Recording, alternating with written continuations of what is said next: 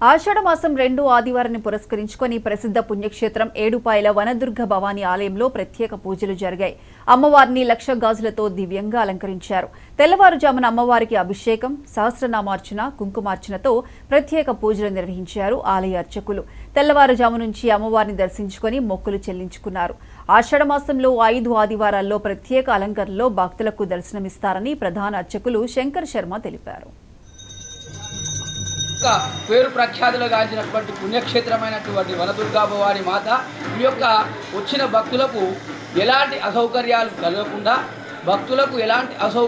కలగకుండా కార్యనిర్వహణాధికారి అలాగే ధర్మకర్తల చైర్మన్ బాలాగౌడ్ గారు మరియు డిప్యూటీ కమిషనర్ కృష్ణప్రసాద్ గారు మరియు ధర్మకర్తలు మరి తోటి సిబ్బంది అర్చకులు అందరూ కూడా ఈ యొక్క వచ్చిన భక్తులకు ఎలాంటి అసౌకర్యాలు కలగకుండా అన్ని ఏర్పాటు చేసి ఆషాఢ మాసంలో అమ్మవారిని దర్శించుకుంటూ కోరిన కోరికలు తీర్చుదల్లుగా వెలిసిన శ్రీ ఏడుపాయల వనదుర్గా భవానీ మాతాకి జై. ఆంధ్రప్రదేశ్, తెలంగాణ, కర్ణాటక, మహారాష్ట్ర ఇతర రాష్ట్రాల నుండి కూడా